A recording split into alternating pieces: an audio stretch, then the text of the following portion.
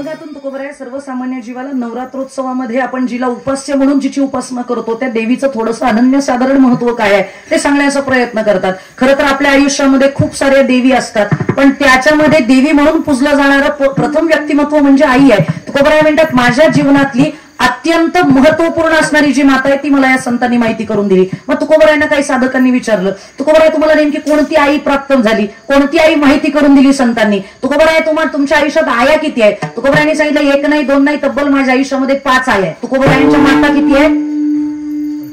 5. तुकोबरायांच्याच नाही, जे वारकरी आहेत त्या सगळ्यांना 5 आया आहेत ना? तुम्ही काय एवढे टेन्शन मध्ये आले? बरेच जण म्हणतात आमचे वडील जरा बरे होते, त्यांनी काय असा विचार केला नाही. पण 5 आया कोणता त्याचा 2 मिनिटात विचार करू. पहिली आई आहे जन्मदात्री, जिने आपल्याला जन्म दिला, 9 महिने 9 दिवस आपल्याला पोटामध्ये सांभाळलं, ती आपली माता आहे. त्याच्यामुळे ती आपली पहिली देवी आहे, तिला देवी म्हणून पूजलं पाहिजे. आणि मी बऱ्याचदा सांगत असते, आपण जगामध्ये फिरत राहतो, शक्तीपीठ 3.5 शक्तीपीठ करण्यासाठी आपण अख्खा महाराष्ट्र धुंडाळून काढतो, पण आपल्या घरातही 3.5 शक्तीपीठ आहे. त्याचा विचार आपण कधी केलाय का? आपली जन्मदात्री आपल्याला शक्ती पुरवणारी नाही का, म्हणून आपली ती शक्तीपीठ होऊ शकत नाही का? दुसरं शक्तीपीठ जी आपली बहीण आहे, आई नंतर जर आई इतकं प्रेम आपल्यावरती कुणी केलं असेल तर ते कुणी केलेलं आहे?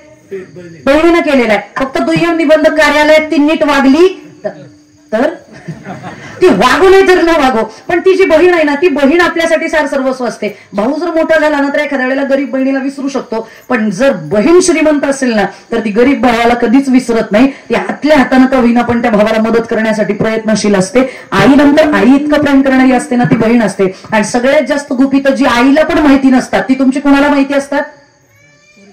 बहिणीला. आताच्या पोरांची सगळी माहिती असतात. मग हा कॉलेजमध्ये कुठं जातो, बेंचवरती कुणाच्या बरोबर बसतो, हा कुणाशी चॅटिंग करतो, हे सगळं बहिणीला गुपित माहिती असतं. पण ती कधी कुणासमोर ते व्यक्त करून दाखवत नाही, कारण ती काळजी घेत असते आपल्या भावाची. म्हणून आई जर पहिलं शक्तीपीठ आहे तर बहीण हे दुसरं शक्तीपीठ आहे. तिसरं शक्तीपीठ आहे आपली बायको. जर घरामध्ये बायको नसती तर आपलं आयुष्य काय झालं असतं? बऱ्याच मुलांना आता मिळत नाही, त्यांची अवस्था विचारा काय येते. ते म्हणतात कशी का असेना, कुठं का असेना, पार अगदी फक्त मुलगी असू द्या, लग्न करून आणा, अशी सध्या अवस्था आहेच ना.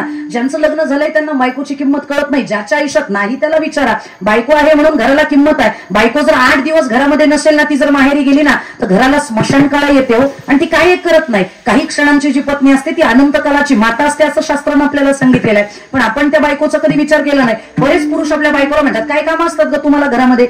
असं जर तुम्हाला एखाद दिवशी नवरा म्हणलास तर नवऱ्याला फक्त एक वाक्य म्हणायचं, मी काहीच करत नाही, उद्यापासून मी जे करते ते तुम्ही 8 दिवस करा, म्हणजे भागलं. जमेल तुम्हाला हे?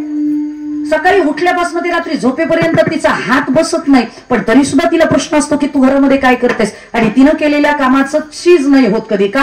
कारण ते किमतीमध्ये मोजल्या जात नाही. आणि जर किमतीमध्ये मोजायलाच गेलात, आता ग्रामीण भागामध्ये तुम्ही कधी विचार करत नाही, पण शहरामध्ये राहणाऱ्यांना विचारा. शिरूर सारख्या ठिकाणी जर गेलात तर तिथं धुणं धुवायला जर बाई लावली तर तिला 2000 रुपये द्यावे लागतात. भांडी घासणारीला 2000, झाडून काढणारीला 2000, फरशी पुसणारीला 2000, चपात्या लाटणारीला 1000, भाजी आणि वरण भात करणारीला 1000. म्हणजे हे झाले किती टोटल? 10,000. तुम्ही बरोबरच मोजत होते. 10,000 झाले, मग 10,000 रुपये होतात. आणि वरनं मुलं बाळ जर सांभाळायची असतील तर डे केअरला किमान 15,000 रुपये घेतात. आणि तेही 4 ते 5 तास मुलं सांभाळायची. 4 ते 5 तास मुलं सांभाळायला 15,000 आणि हे 10,000, म्हणजे मासिक किती झाले? 25,000 रुपये खर्च होतात. आणि आपल्या बायकोनं लग्न झाल्यापासून ते आता आपल्या मुलांचं लग्न होईस तोपर्यंत तिनं हे सगळं काम विना मूल्य केलेलं आहे. आणि जर त्याचा हिशोब केला तर मग खरोखर तिची किंमत काय ते कळेल. आणि जर कोणी म्हणलंच की तू काही करत नाही तर त्यांना म्हणावं मी काहीच केलेलं नाही, फक्त मी आतापर्यंत जे केलंय त्याचा मोबदला मला द्या, म्हणजे मग मी काही नाही केलं असं म्हणायला जमेल आपल्याला. अहो महिन्याला 25,000 रुपये त्या काळापासून जर आपण विचार केला तर आपली पोरं 30-35 वयाची झालेली आहेत. किती खर्च झालाय तो. पण तिनं कधी उलगडा केला नाही, तिनं कधी वाचेपर्यंत आणलं नाही की मी तुमच्यासाठी काय करते माहितीये का. म्हणून आपल्या आयुष्यामधली पत्नी हे आपलं शक्तीपीठ आहे. आणि बायकोला पण काही अपेक्षा नसते. ह्या तिघींमधल्या एकीला सुद्धा फारशा अपेक्षा नाहीयेत. जन्मदात्या आईला मुलाला मला म्हातारपणात सांभाळावं एवढी क्षुल्लकशी सुद्धा इच्छा नसते बरं कायची. आणि याच्या पुढे जाऊन सांगते, थोडंसं बारकाईनं विचार करा आणि नीट ऐका. 40 ते 50 वर्षाच्या पुढे गेलेली आई आहे ना, तिला चांगली साडी अपेक्षित नसते, तिला तुम्ही दागदागिने करावेत अशी अपेक्षा नसते, तिला तुम्ही पैसे द्यावेत अशी अपेक्षा नसते. तिला फक्त एकच वाटत असतं, मुलगा बाहेरनं घरात आला ना की त्यानं फक्त विचारावं माझी आई कुठे गेली आणि आई जेवली का, आई बरी आहे का. एवढं जरी त्यानं विचारलं ना तरी त्या अख्ख्या गावात सांगत येते माझा पोरगा मला विचारल्याशिवाय घरात पाऊल टाकत नाही, माझा मुलगा माझी फार काळजी करतो. काय अजून आपल्याला काय तिला आपल्याकडनं अपेक्षित आहे. आणि एवढी दोन चांगली गोष्ट सुद्धा आपण जर तिच्याबद्दल बोलू शकत नसो तर मग समर्थाचे पोटी आम्ही जन्मलो करंटी असं म्हणायची वेळ आली असं वाटत नाही का. बरं दुसरी बहिणीची तरी काय अपेक्षा असते. ज्या लय गरिबीमध्ये राहणाऱ्या बहिणी त्यांनी मागितच थोडं हिस्सा तर काय बिघडलो. माझं तर असं म्हणणं आहे ज्या बहिणी श्रीमंत आहेत त्या भावाला काही मागत नाहीत का, उलट आहे श्रीमंतच मागतात, गरिबीतले काही मागत नाहीत. बऱ्याच जणांना हा अनुभव आहे. पण बहिणीला सुद्धा थोडंफार दिलं तर काही कमी पडत नाही, तिची पण आपल्याकडनं फारशी काही अपेक्षा नाही. आणि तिसरी आहे बायको. बायकोला काय वाटत असतं कधीतरी नवऱ्यानं माझं कौतुक करावं, साडी तुला छान दिसते बरं का ग, तुझ्यासाठी तर काहीतरी आणलंय म्हणून तिला गजरा जरी आणला आणि तो जर तिला दाखवला तरी सुद्धा ती खुश होते. तिचं फक्त कौतुक करायचंय, आज भाजी चांगली झाली होती बरं का एवढं म्हणलं तरी ती खुश होणार आहे. फक्त योग्य वेळी कौतुक करा, नाही तर कुठं होतो काही काही वेळेला. एके ठिकाणी असंच कीर्तनकारांनी एका सांगितलं की बायकोचं कौतुक करत चालला. त्यानं ते वाक्य लक्षात ठेवलं, घरी गेला आणि घरी गेला जेवायला बसला आणि बायकोचं कौतुक केलं. वा काय सार भात झालाय, काय सार आहे, काय त्याला चव आहे, आतापर्यंत असं सार भातच मी खाल्लं नाही. म्हणून त्यानं दाबून ते सार भात खाल्लं आणि त्यानं कौतुक करायला चालू केल्यावर तिनं ते पातेलं उचलून बेसिन मध्ये नेऊन पालथं केलं. त्यानं सांगितलं मी तर कौतुक केलं, तू सार का तिकडे पालथं केलं. ती म्हणली इतके वर्ष झालं मी सार करते तर माझं कधी कौतुक केलं नाही आणि आज शेजारने आनंद दिलं नाही तर त्याचं कौतुक करायला लागले. कुणी स्वयंपाक केला हे विचारत जण मग कौतुक करायचं, नाही तर कुठं व्हायला बसलेलं. मला सांगायचंय बायकोला सुद्धा आपल्याकडनं फारशी काही अपेक्षा नाहीये, फक्त कौतुक करावं, दोन वाक्यानं चांगलं बोलावं एवढीच तिला अपेक्षा असते. म्हणून पत्नी हे आपल्या आयुष्यातलं तिसरं शक्तीपीठ आहे आणि 3.5 शक्तीपीठातलं अर्ध शक्तीपीठ म्हणजे तुमची मुलगी आहे. मुलगी तुमच्यापेक्षा कधीच मोठी होत नाही, त्याच्यामुळे ती अर्ध शक्तीपीठ राहते. आणि बापावरती त्या लेकीचा इतका जीव असतो. तुम्ही कधी एक्सपिरियन्स घेतलाय की नाही मला याचं माहित नाही, किंवा तुम्ही थोडंसं नोटीस केलंय की नाही मला कल्पना नाही, पण सांगते कामावरनं घरी आला ना बाप, गाडीची फायरिंग मुलं ओळखतात. तुमच्या गाडीचा आवाज मुलं ओळखतात, मुलगाही ओळखतो मुलगी ओळखते. पळत येताना मुलगाही पळत येतो आणि मुलगी पण पळत येते. पण मुलगा आला की पहिल्यांदा तुमची त्या कामावरनं आलेल्या डब्याची पिशवी उघडून बघतो, बाबांनी मला काय खायला आणलंय ते.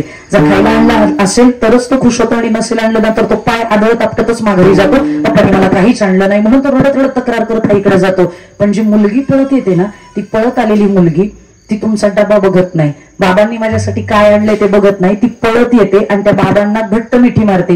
तिची मिठी गळ्याला बसलेली नसते, तिची मिठी गुडघ्याला बसलेली असते. कारण छोटीशी ती मुलगी, तो उंचीपुरी बाप, तिची मिठी त्या गुडघ्यानं बसल्यावरती तो बाप तिला कडेवरती घेतो आणि तिला घट्ट मिठी मारल्यानंतर तिने गळ्यामध्ये हात टाकले की दिवसभर केलेल्या कामाचा आलेला भाग आणि शीण घालवण्याची क्षमता त्या लेकीच्या मिठीमध्ये असते. तिच्या मिठीमुळे बाप म्हणतो भाग गेला, शीण गेला, अवघा झाला आनंद. ही त्या लेकीच्या मिठीची ताकद आहे, क्षमता आहे. म्हणून लेख ही आपल्यासाठी अर्ध शक्तीपीठ आहे. बाहेरची 3.5 शक्तीपीठ फिरण्याच्या अगोदर घरातल्या या 3.5 शक्तीपीठांना ज्यांनी प्रसन्न केलं त्यांची नवरात्र खऱ्या अर्थानं साजरी झाली म्हणून समजावी.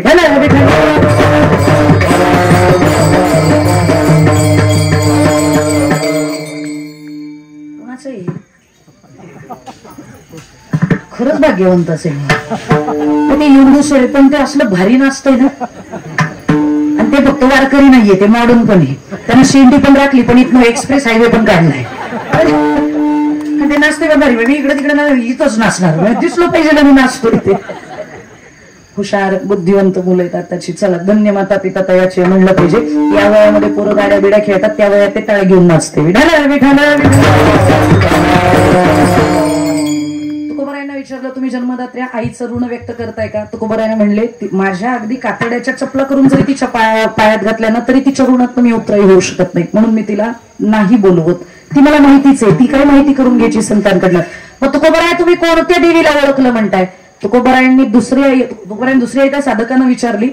धरणी माता ही सुद्धा आपली माताच आहे. तुकोबारायांची दुसरी आई म्हणजे धरणी आई आहे. आपल्याला सुद्धा धरणी आई ही काळी माई म्हणूनच आपण पुसतो ना, आपण या धरणीला काळी आई म्हणतो, मग ती आपली दुसरी आई आहे. मग तुकोबाराय तुम्हाला ती आई कळली का. तुकोबाराय म्हणले ही पण मला पूर्वीपासून माहिती आहे, त्याच्यामुळे ही पण मला ठावी होती, मला ही संतांनी ठावी करून देण्याची गरज नव्हती आणि तिच्याही ऋणात राहणं मी पसंत करेन. मग तुकोबाराय तुमची तिसरी आई कोण. जगत जननी जगदंबा माता. जेव्हा कोठेच नव्हते काही, सूर्यचंद्र तारा नाही, तेथे एक ढालगजा निर्माण झाली आणि ती ढालगजा म्हणजे आदिशक्ती मूळ माया. त्या मूळ मायानं हे सगळं जगत निर्माण केलं. तिनं जगत निर्माण केलं म्हणून आपण राहू शकलो, इथं वावरू शकतो. एक कर तिला दिला की त्याच्या मोबदल्यात ती 1000 पट देते. एका बीजा केला नाश मग भोगिले पडीस. त्याच्यामुळे तुकोबराय म्हणतात तिच्या ऋणात तर कुणीच उतराई होऊ शकत नाही आणि ती पण मला माहिती आहे. मग तुकोबराय तुम्हाला अजून किती आई आहेत? तुकोबराय म्हणतात वारकऱ्याला एक चौथी आई आहे. ह्या 3 आया सर्वसामान्य प्रत्येक माणसाला असतात, पण वारकऱ्यांना 2 आया ऍडिशनल आहेत. चौथी आई कोणती?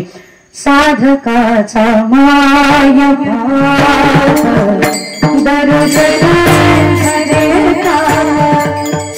सर्वबुद्धी सुख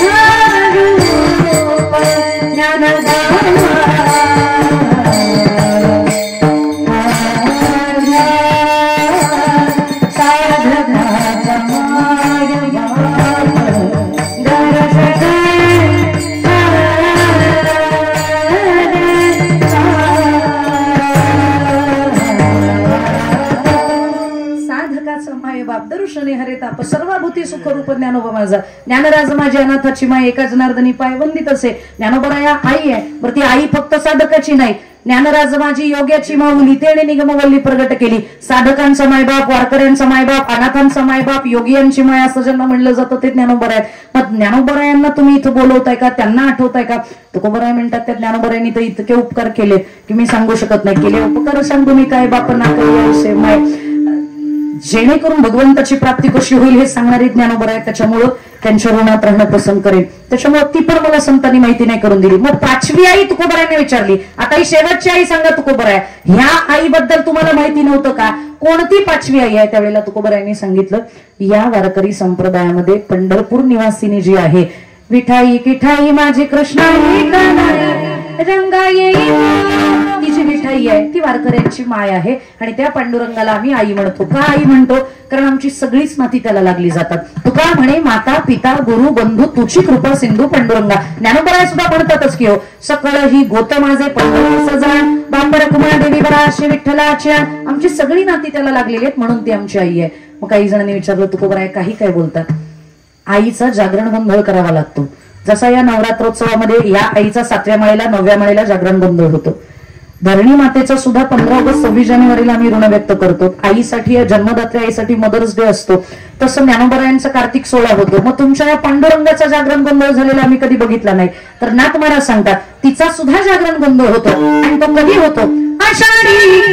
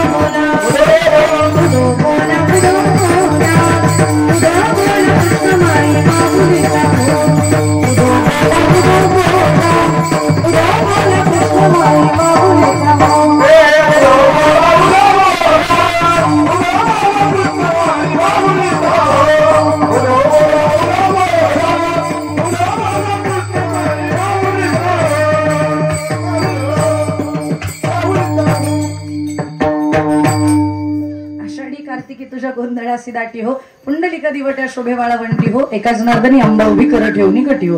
पांडुरंगाचा त्या विठाईचा कधी जागरण गोंधळ होतो? आषाढी कार्तिकी विसरू नका मज सांगत असे गुज पांडुरंग. आषाढी कार्तिकीला तिचाही जागरण गोंधळ होतो. काही जण म्हणतील आमच्या शिरूर तालुक्यातली कुठली गोंधळी पार्टी आम्ही पंढरपूरला गेलेली नाही बघितली. मग गोंधळ कोण घालतात? आम्ही वारकरी काही कमी गोंधळ घालतात.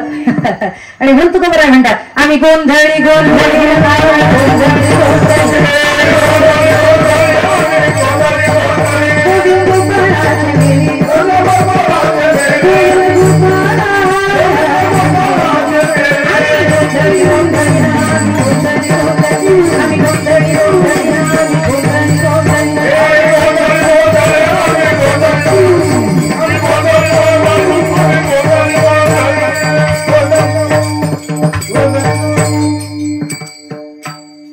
द्यावं लागेल तुम्हाला त्या मधल्या आवाजासाठी.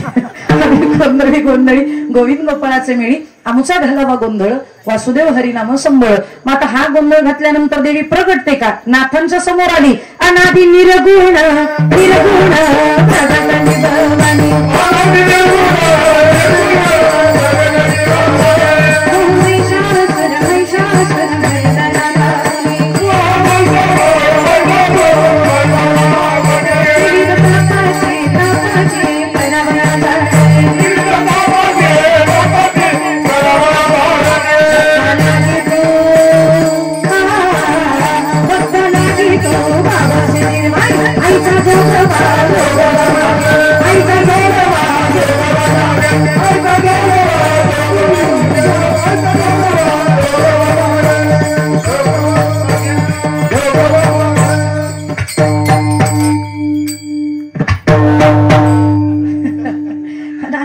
प्रगटली भवानी मोह महिषासुरमर्दना लागुनी त्रिविध तापाची करावया झडणी भक्ता लागी तुपावस निर्वाणी आईचा जोगवा जोगवा मग प्रगटली भवानी नाथांसाठी प्रगटली मग ती आपल्यासाठी पण प्रगटेल पण तिला प्राप्त करून घेण्यासाठीची साधना संतांना विचारावी लागेल ती साधना तुकोबराय म्हणतात मी केली आणि म्हणून माझ्या कुळीची असणारी कुळदेवी या संतांनी मला माहिती करून दिली अभंगाचं प्रथम